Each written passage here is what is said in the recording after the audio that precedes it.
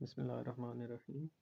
मैं हूं आपका टीचर अमजद और आज हम सीखने जा रहे हैं ऑब्जेक्ट ओरिएंटेड प्रोग्रामिंग।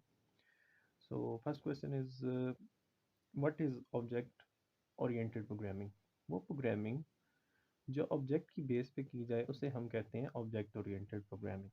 ये आसान लफ्ज़ों में इसकी डेफिनेशन होती क्या है। ऑब्जेक्ट ओरिएंटेड प्रोग्रामिंग ये एक टेक्निक है जिसके ज़रिए प्रोग्राम को लिखा जाता है। A technique to write a program. Program किसकी बेस पे?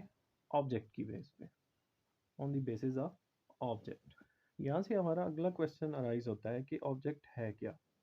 ऑब्जेक्ट एक एंटिटी को कहते हैं जिसकी कुछ प्रॉपर्टीज होंगी या कुछ फंक्शनैलिटीज होंगी, या सिंपल उसे हम कहते हैं कि फंक्शंस होंगे। ऑब्जेक्ट रिप्रेजेंट करता है रियल वर्ल्ड थिंग्स को, जैसे कि एक पर्सन हो गया, उसकी प्रॉपर्टीज भी होती हैं और फंक्शन भी होते हैं। कोई प्लेस हो गई या कोई ऐसा object like car, book, etcetera.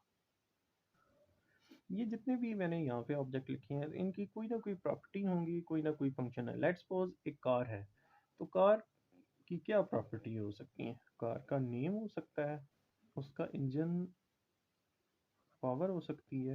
इसी तरह कार के फंक्शन में देखा जाए तो क्या है, कार स्टार्ट होती है, stop, accelerate. So these are properties and function.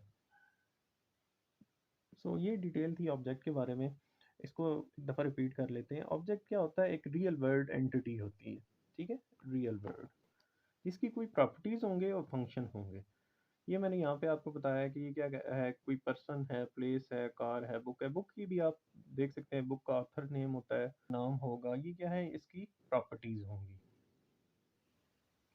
अब नेक्स्ट आता है कि feature of object oriented programming की खसूसियात। अच्छा, फीचर में सबसे पहले आता है ऑब्जेक्ट।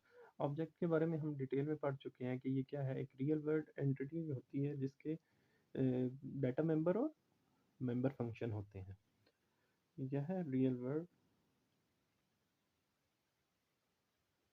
एंटिटी। सेकंड पे आता है आपकी क्लास, ये क्लासेस। अब ये क्या है, ये एक प्रोटोटाइप है या इसको बोलते हैं टेम्पलेट। टेम्पलेट किस लिए? For creating object. ठीक है, ऑब्जेक्ट को बनाने के लिए हम क्या करते हैं कि जितने भी फंक्शन और डाटा मेंबर हैं हम एक क्लास में लिख देते हैं। अच्छा, ऊप हमें ये फैसिलिटी देता है कि हम क्लासेस डिज़ाइन कर सकते हैं किसके लिए? ऑब्जेक्ट को क्रिएट करने के लिए।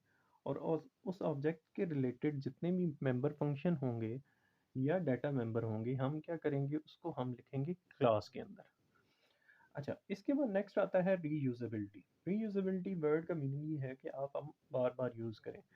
तो हमें ऊप ये फैसिलिटी प्रोवाइड करता है कि हम एक टेक्निक है जिसे हम कहते हैं इनहेरिटेंस। इनहेरिटेंस के थ्रू हम क्या कर सकते हैं कि हम एग्जिस्टिंग कोड को आप क्या कर सकते हैं, दोबारा इस्तेमाल कर सकते हैं। अच्छा, इसके बाद आता है इंफॉर्मेशन हाइडिंग। ये एक की फैसिलिटी है कि आप अपने जो इम्पोर्टेंट डाटा है उसको आप हाइड कर सकते हो। कैसे? इनकैप्सुलेशन की मदद से, ठीक है।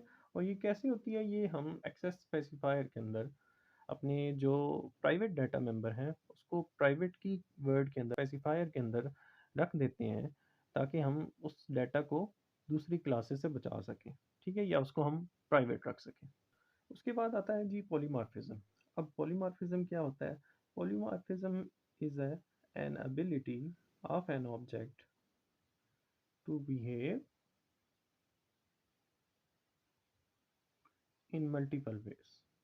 ठीक है, आपका ऑब्जेक्ट जो है ये मुख्तलिफ तरीक़ों से दिखाया जा सकता है। इसको हम डिटेल में देखेंगे अपने जो इस टॉपिक पे जब हम पहुंचेंगे, इसकी पॉलीमॉर्फिज्म की पूरी वीडियो बनाएंगे।